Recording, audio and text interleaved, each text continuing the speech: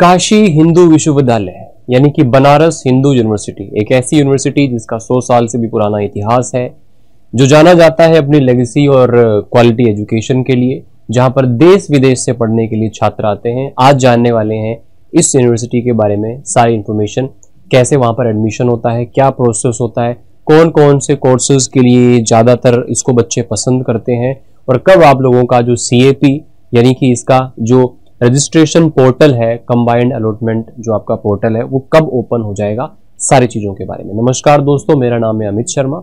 आपका बहुत बहुत स्वागत करता हूं आपके अपने प्यारे परिवार CUT अड्डा 247 पर। तो अगर कोई बच्चा नया है, इस वीडियो को देख रहा है, तो चैनल को सब्सक्राइब जरूर करें, क्योंकि आपकी जर्नी में हम सबसे बड़े साथी आपके साथ रहने वाले हैं। तो अगर बात की जाए काशी हिंदू विश्वविद्यालय की, 2016 में स्टैब्लिश हुआ था। अगर हम बात करें यहाँ पे, तो इस वीडियो में हम जानेंगे BHU का एडमिशन प्रोसेस क्या है, डॉक्यूमेंट्स क्या चाहिए, और रजिस्ट्रेशन जो है इसका जो पोर्टल है बेटा, कंबाइंड अलॉटमेंट पोर्टल जो है आप लोगों का, ये कब तक ओपन होने की संभावना है। तो बनारस हिंदू यूनिवर्सिटी आप लोगों का 1916 के अंदर एस्टैब्लिश्ड है, सेंट्रल यूनिवर्सिटी है, वाराणसी के अंदर स्थित है, NAAC++ इसको रैंकिंग और NIRF के अंदर भी टॉप रैंक में रहा है काफी वर्षों से। तो टॉप 5 रैंक के अंदर आपको इसकी रैंकिंग देखने को मिल जाती है। बहुत ही बड़ा कैंपस, 1300 एकड़ का, यहाँ पर 14 फैकल्टीज, 140 से ज्यादा कोर्सेज, UG PG, खासकर PhD प्रोग्राम के लिए भी बहुत सारे बच्चे जो है BHU के अंदर एडमिशन लेते हैं। अगर बात की जाए बनारस हिंदू यूनिवर्सिटी के, 3 तो इसके कॉन्स्टिट्यूएंट कॉलेजेस हैं, है ना, और 4 इसके एफिलिएटेड कॉलेजेस हैं। यहाँ पर बात की जाए महिला महाविद्यालय, ये ओनली वुमेन के लिए, the institute of management studies, institute of medical sciences, और इसके जो एफिलिएटेड कॉलेजेस हैं, राजीव गांधी साउथ कैंपस हो गया, वसंत कॉलेज फॉर वुमेन हो गया, DAV PG कॉलेज हो गया, वसंत कन्या महाविद्यालय।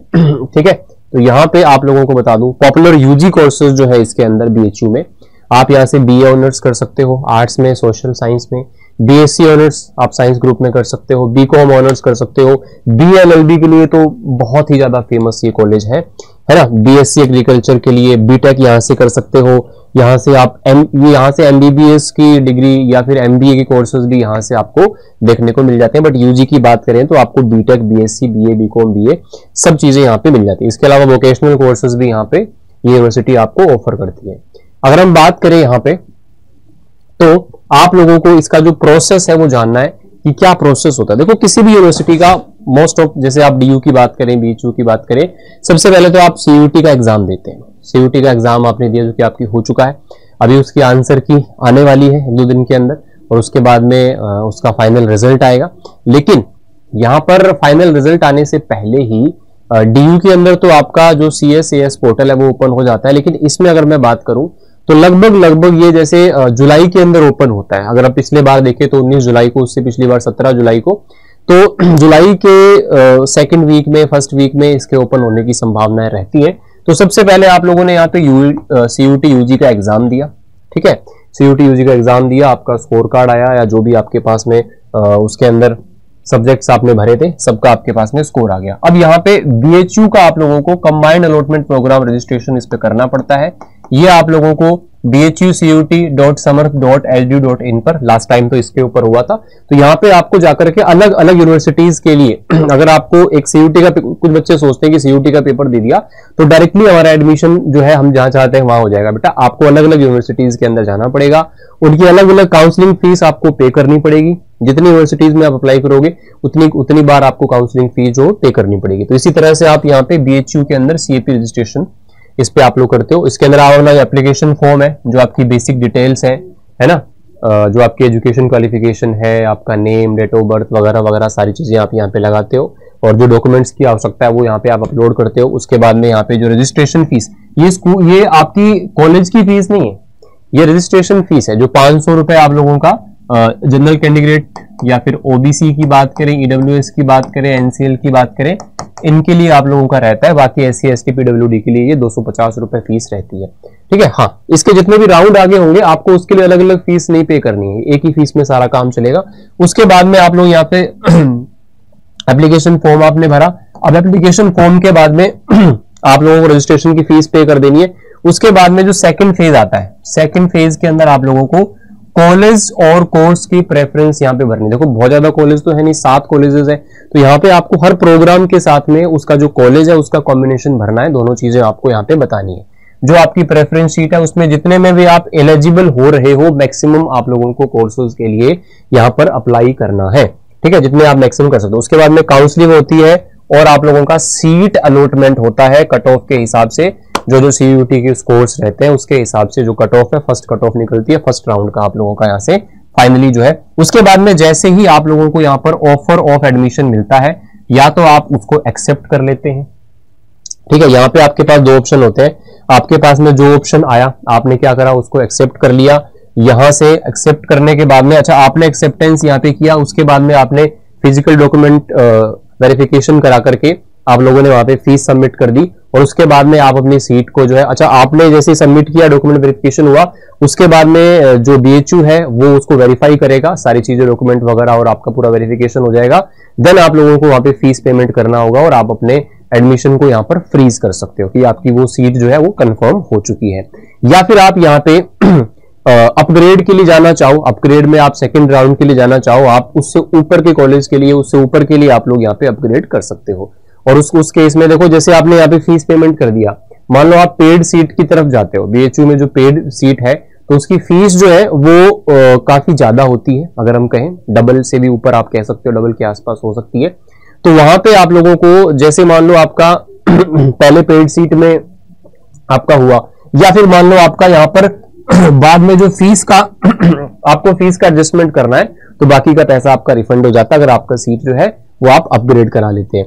तो यहाँ पे सारी चीजें आप लोगों को देखने के बाद में या तो आप क्या करेंगे, फ्रीज कर देंगे, और फ्रीज नहीं करते हो तो फिर आप सेकंड राउंड में अपग्रेड के लिए जाते हो और अपग्रेड आप ऊपर की तरफ ही कर सकते हो। ये बात आप लोग ध्यान रखें, ठीक है। तो यहाँ पे अगर आप इसको एक्सेप्ट नहीं करते हो, आपको जो वहां पे टाइम पीरियड दिया जाता है या फिर एक्सेप्ट करने के बाद में आप फीस पेमेंट नहीं करते हो तो आपका जो एडमिशन है वो निरस्त माना जाएगा, ध्यान रखिएगा। तो यहाँ पे आप या तो उसको फ्रीज कर लीजिए या फिर आपके पास में अपग्रेड का ऑप्शन होता है, आप अपग्रेड के लिए जा सकते हैं, ठीक है। यहाँ पे ये सारी चीजें होती है। उसके बाद में फाइनल आप लोगों का जो है वो एडमिशन उसके अंदर कंफर्म हो जाता है। तो बीएचयू में आपको 3 राउंड्स यहाँ पे देखने को मिलते हैं, है ना। जैसे डीयू में मेनली 4 राउंड्स है, तो यहाँ पे 3 राउंड आपको देखने को मिलते हैं। ये बीएचयू की जो साइट है उसी के ऊपर जो कुछ इंपॉर्टेंट चीजें हैं जो लिखी हुई है ये आपको ध्यान रखना है। इसमें कहा है कि सीयूटी यूजी 2024 के आधार पर दिया जाएगा। अब यहाँ पे 2024 वाला जो पिछली बार वाला था इसका नोटिफिकेशन, उसके हिसाब से मैंने यहाँ पे लगाया है, तो यह पिछली बार वाले का है ये। तो 2024 के आधार पर पिछली बार एडमिशन दिया गया था, इस बार 2025 के हिसाब से दिया जाएगा। बीएचयू के विशिष्ट स्नातक कार्यक्रम के लिए प्राप्त एनटीए सीयूटी यूजी स्कोर, तो ये आपको यहाँ पर जो है यूज में आएगा। एनटीए का आपका जो स्कोर है 10+2 पर अध्ययन किए जाने वाले विषय जो कि आपने +2 के अंदर पढ़ रखे हैं वो सब्जेक्ट्स आप लोगों को यहाँ पर लेने। 10+2 स्तर पर अंकों का प्रतिशत जो आपके मार्क्स उसके अंदर आए थे वो यहाँ पर मैटर करेंगे। आपका एनटीए का स्कोर सीयूटी का और आपका 12th का जो सब्जेक्ट्स हैं आपने पढ़ रखे हैं वो, और इसके अलावा 10th +2 का आप लोगों का जो स्कोर है उसका जो परसेंटेज है यहाँ पे मैटर करेगा। उसके अलावा उम्मीदवार की उम्मीदवारी रद्द की जा सकती है किसी भी तरह की, अगर उसने गलत जानकारी दी है तो भैया आपका एडमिशन जो है वो प्रोसेस उसका निरस्त कर दिया जाएगा, ठीक है ना। एनटीए आवेदन संख्या होनी चाहिए, तो एग्जाम दिया तो आपके पास में एनटीए का जो रजिस्ट्रेशन है वो तो आपके पास में नंबर हो गई। 10वीं मार्कशीट, 12वीं की मार्कशीट, जन्म प्रमाण पत्र, है ना, कैटेगरी सर्टिफिकेट यदि कोई हो, जनरल है तो जरूरत नहीं है, या उसके अलावा किसी की अगर जरूरत है तो आपके पास कैटेगरी सर्टिफिकेट वो होना चाहिए, या इसके अलावा और कोई आप लोगों का रेलेवेंट डेस्टेवेंट है तो वो स्कैन किया हुआ होना चाहिए।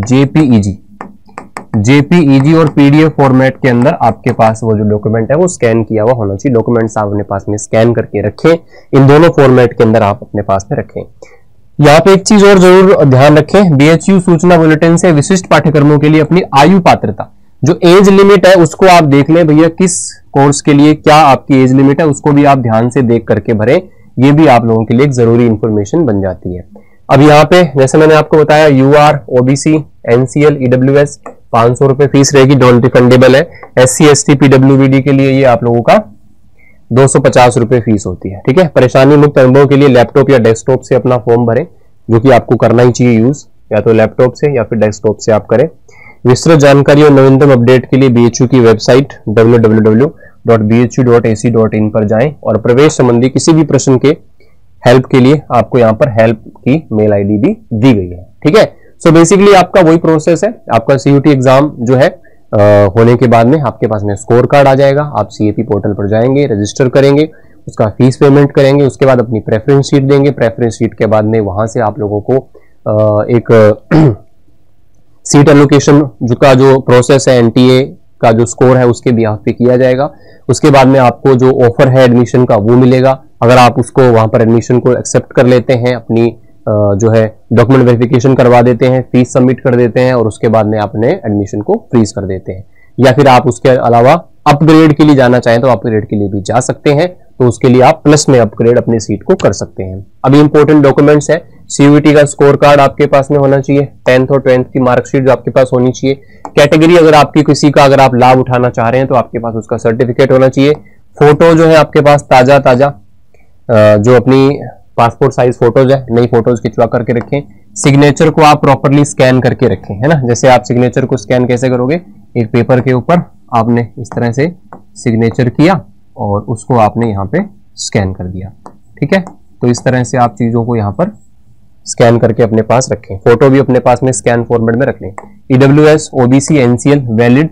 अब ये आप लोगों का जैसे इस बार जो है तो आपका 2025-26 के लिए जो है वो होना चाहिए, यानी कि 31 मार्च के बाद में, 1 अप्रैल 2025 से 31 मार्च 2026, 31 मार्च 2026 तक का आपके पास में इस फाइनेंशियल ईयर का जो ये सर्टिफिकेट है वो होना चाहिए। ट्रांसफर सर्टिफिकेट यानी कि TC ये आप लोग अपने स्कूल से प्राप्त कर सकते हो, अपने स्कूल मैनेजमेंट से, और अगर डोमिसाइल कहीं पे एप्लीकेबल है तो ये भी आपको अपने पास में बनवा करके रखना है। ठीक है, अब हम जान लेते हैं कि कौन से कोर्स के लिए आपको सब्जेक्ट कॉम्बिनेशन यहाँ पे क्या रखना चाहिए, तो उसके बारे में यहाँ पे हम लोग बात कर लेते हैं। अगर बात करें BA ऑनर्स सोशल साइंस के लिए तो आप लोगों को लैंग्वेज और साथ में आपको जनरल टेस्ट चाहिए। BA ऑनर्स आर्ट्स के लिए अगर आप जानना चाहते हो तो वही आपको लैंग्वेज और GT की रिक्वायरमेंट यहाँ पे पड़ेगी। अगर आप BCom ऑनर्स करना चाहते हो, ठीक है, या FMM करना चाहते हो तो आपको यहाँ पर अकाउंटेंसी चाहिए, BST चाहिए और जनरल टेस्ट की रिक्वायरमेंट यहाँ पे रहेगी। LLB करना है, मोस्ट डिमांडिंग कोर्स है ये BHU का। ठीक है, तो इसमें आपको लैंग्वेज और GAT की रिक्वायरमेंट, पहले डोमेन का था, डोमेन तो हटा दिया इसमें से, तो आपको GAT और लैंग्वेज ही लेना है। ठीक है, BSc ऑनर्स करना है मैथ्स ग्रुप में तो आप लोगों को यहाँ पे फिजिक्स केमिस्ट्री मैथ्स की रिक्वायरमेंट हो गई। अगर आप बायोलॉजी ग्रुप में जाना चाहते हो तो फिजिक्स केमिस्ट्री बायो हो गया आपका, और BSc ऑनर्स एग्रीकल्चर में करना है तो आपको यहाँ पर सारे ऑप्शन मिलते हैं, फिजिक्स केमिस्ट्री मैथ्स का हो गया, बायो का हो गया, या फिर आपका एग्रीकल्चर का हो गया, ये ऑप्शंस आपको यहाँ पर मिलते हैं। बीटेक इन डेयरी टेक्नोलॉजी में जाना है आप लोगों को यहाँ पर PCM चाहिए इसके लिए। ठीक है, बीटेक इन फूड टेक्नोलॉजी में जाना है, अगेन आपको इसके लिए यहाँ पर PCM की रिक्वायरमेंट है। ठीक है, बाकी आपके वोकेशनल कोर्सेज जितने भी हैं उनके लिए आपको यहाँ पर GAT चाहिए। ठीक है ना, चाहे आपको B वर्क करना है फैशन टेक्नोलॉजी, अपैरल डिजाइनिंग में, रिटेल एंड लॉजिस्टिक मैनेजमेंट में करना है, मॉडर्न ऑफिस मैनेजमेंट में करना है, हॉस्पिटैलिटी में करना है, लैंग्वेज GAT आपको चाहिए। या फिर आपको संस्कृत ऑनर्स करना है तो फिर आपको यहाँ पर संस्कृत की रिक्वायरमेंट रहेगी। ठीक है, संस्कृत की रिक्वायरमेंट रहेगी। कुछ इंपॉर्टेंट डेट्स के बारे में बात करें तो CUET आपका हो चुका है, आंसर की अवेटेड है, तो आंसर की आपकी उम्मीद है कि आज तारीख हुई कितनी, 9 हो गई, तो 10 से 12 तारीख तक, 13 तारीख तक आपकी मतलब इस वीक के अंदर आ जानी चाहिए। ठीक है, और उसके लगभग 15 दिन के अंदर अंदर यानी कि 25 से 30 तक आपका जो रिजल्ट है वो भी यहाँ पर आ जाना चाहिए, है ना। या फिर अपने कहें कि इसके एक वीक बाद 20 से 30 के बीच में आपका रिजल्ट यहाँ पे आ सकता है। तो CAP जो पोर्टल है आपका, देखो जनरली ये जुलाई के अंदर ओपन होता है, तो रिजल्ट के जस्ट बाद ये ओपन हो जाएगा और लास्ट डेट है यहाँ पे, लगभग 15 दिन का समय आपको यहाँ पर मिलेगा, तो मिड जुलाई तक का टाइम आपके पास होगा CAP पोर्टल में अप्लाई करने का। वेट मत करना, फटाफट से खुले तब अपना अप्लाई कर देना। फर्स्ट अलॉटमेंट जो है आपका अगस्त के अंदर सेकेंड वीक में या फिर थर्ड वीक में आपको देखने को मिलेगा। इसके बाद में नेक्स्ट जो इसका एलोकेशन राउंड है 5-5 दिन के बाद में उनकी एलोकेशन आती रहती है। जैसे मान लो आपका 17 अगस्त को मान लो पिछली बार जैसे आया था इसका फर्स्ट का, तो 22 को दूसरा, 27 को तीसरा, इस तरह से आपके 5-5 दिन में ये राउंड्स आ जाते हैं। तो कुछ इंपॉर्टेंट चीजें हैं जो आपको ध्यान रखनी है। एक तो आपको सारे के सारे डॉक्यूमेंट्स स्कैन करके एडवांस में तैयार रखने, जैसे पोर्टल खुले अपना अप्लाई करो। और कोर्स प्रेफरेंस आपको बहुत ध्यान से भरना है, किस कोर्स को आप ऊपर रखना चाहते हैं। साथ में कॉलेजेस का कॉम्बिनेशन भी आप लोगों को ध्यान से भरना है। Choose subject in CUET wisely, CUET में जो आपने सब्जेक्ट दिए हैं पेपर उनको आप चूज करें। फॉलो BHU वेबसाइट को आप देखते रहें, अपडेट्स वगैरह आपको वहां पे पता चलती रहेंगी। कई बार हमें ध्यान नहीं रहता तो हम उस पे साइट पे जाकर के चीजों को देख सकते हैं। Don't wait for last date to register, तो आप लोग इसका जैसे ही ओपन हो जाए उसको आप ओपन कर सकते हैं। तो जिन भी बच्चों ने CUT 2025 का एग्जाम दिया है, बेस्ट ऑफ लक, आपका आंसर की और रिजल्ट जल्दी ही आ जाएगा। और ये सारी चीजें आप लोग तैयार रखें। इसके अलावा आप और जानकारी भी इकट्ठा करते रहें कि किस कोर्स के अंदर आप जाना चाहते हैं, क्या कट ऑफ उसकी रही है, सारी चीजें आपको थोड़ा सा ध्यान में रख करके अपनी प्रेफरेंस वगैरह को, सबसे इंपॉर्टेंट पार्ट होता है अपनी प्रेफरेंस शीट को भरना, ठीक है। और आप में से कोई ऐसा बच्चा हो जो CUT 2026 के लिए अपनी तैयारी करना चाहता है, CUT 2026 के लिए अपनी तैयारी करना चाहता है, या फिर ड्रॉप लेके आप में से कोई बच्चा ऐसा हो जो इस टाइम पे सोच रहा हो, तो आप अपना यहाँ से प्रिपरेशन स्टार्ट कर सकते हो। हमारे फाउंडेशन बैचेस के साथ में आप जुड़ करके CUT 2026 के लिए प्रिपरेशन, अगर कोई बच्चा ऐसा है जो इस वीडियो को देख रहा है, जो इस बार देने वाला है CUT, तो वो भी अपनी तैयारी कर सकता है यहाँ से, ठीक है। बाकी आप लोगों को किसी भी प्रकार की कोई इंफॉर्मेशन चाहिए हो तो आप यहाँ पे मेरे टेलीग्राम चैनल के साथ में भी कनेक्ट कर सकते हो, ठीक है। और उसके लिए मैं आपको बता देता हूँ, यहाँ पे GAT विद अमित शर्मा ये टेलीग्राम है, यहाँ पे आप जुड़ सकते हो, या फिर इंस्टाग्राम पर GAT गुरु अमित के नाम से, या फिर sharma.amit@adda247.com पर आप मुझे मेल करके पूछ सकते हैं। अगर कोई भी इंफॉर्मेशन यहाँ पर मिसिंग हो या आपको कोई डाउट हो तो आप वीडियो के नीचे कमेंट करके मुझे बता सकते हैं। थैंक यू सो मच, शुक्रिया, धन्यवाद। अगर यहाँ तक वीडियो को देखा है तो चैनल को सब्सक्राइब जरूर करें।